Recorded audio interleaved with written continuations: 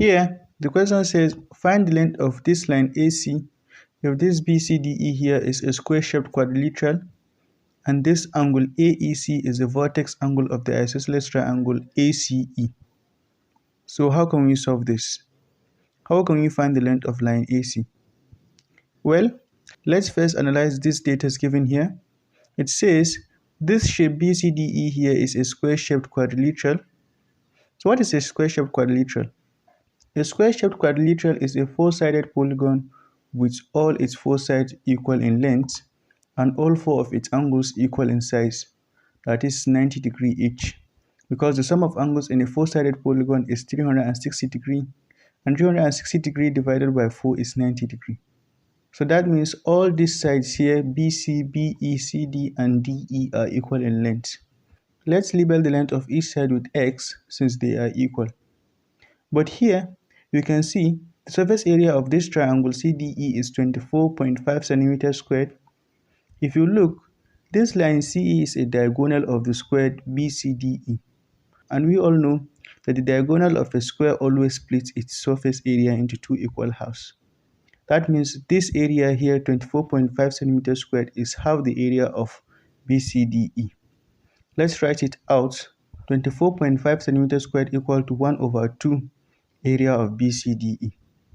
The formula for finding the area of a square is the square of the length of one of its sides. The length of its side we have here is x. So area of BCDE is x squared. Substituting here now, 24.5 centimeters squared equal to 1/2 x squared. To cancel the fraction 1/2, we multiply both sides by the reciprocal of it, which is 2.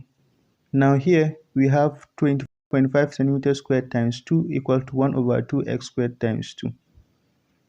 5.5 centimeters squared times 2 is 49 centimeters squared, and here 1/2 x squared times 2 is x squared.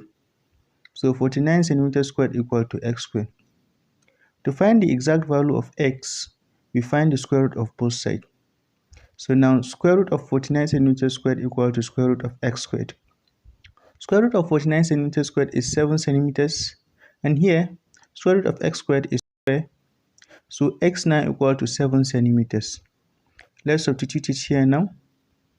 Going back to the second data given here, that this angle AEC is the vertex angle of this isosceles triangle ACE. An isosceles triangle is a type of triangle with two of its sides to be equal in length, and the vertex angle is the angle the two equal sides make with each other. That is, this side AE and this side CE are equal in length each. Let's label them P each. So what is the value of P now? We don't know, but from this triangle here, since we have the length of this side and this side here to be 7 centimeters each, we can use the Pythagorean theorem. By Pythagoras, the square of the hypotenuse of the right angle triangle is equal to the sum of the squares of the two other sides. The hypotenuse is the side facing the right angle, which is this side P here. So substituting into this formula, P squared equal to 7 squared plus 7 squared. 7 squared is 49. 49 plus 49 is 98. So P squared equal to 98. Finding the square root of both sides now, square root of P squared equal to square root of 98. Square root of P squared is P, and here square root of 98 is 9.8995, approximately equal to 9.9. So P equal to 9.9 centimeters. Substituting here now, from this triangle here, since we have the length of two of its sides, if we have the sides of the angles, we can use it to find the length of line AC here. So what are the sides of the angles? Here, if you look, this angle here and this angle are lying on the same straight line, and we know that the sum of angles on a straight line is 180 degrees. So since this is 80 degrees, this must be 180 degrees minus 80 degrees, which is 100 degrees. Here if you look, since this line CE bisects the square, this angle also, which was initially 90 degrees, was also bisected by line CE to 45 degrees here and 45 degrees here. From this triangle, since this is 45 degrees and this is 100 degrees, this must be 180 degrees minus 100 degrees minus 45 degrees, because the sum of angles in a triangle is 180 degrees. 180 degrees minus 100 degrees minus 45 degrees is 35 degrees, and we have the size of the vertex angle. What is left now is the size of the base angles.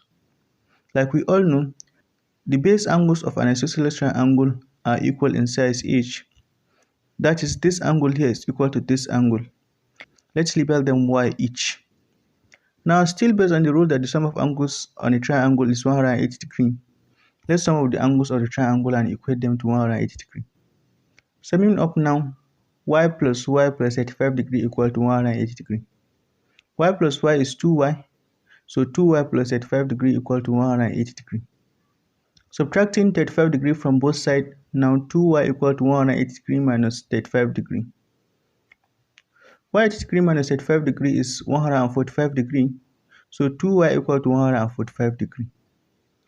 Dividing both sides by 2, here 2 cancels 2, and here 145 divided by 2 is 72.5. So y equals to 72.5 degrees. Substituting here now, since we have the size of the angles of the triangle, we can use the sine rule to find the length of this line AC. Using sine rule now, line AC over sine 35 degrees equal to 9.9 over sine 72.5. Making line AC the subject, line AC equal to 9.9 over sine 72.5 times sine 35 degrees, which if you press your calculator equal to 5.954, approximately equal to 5.95. So line AC equal to 5.95 centimeters squared approximately. Thank you for watching. Please like, share and subscribe.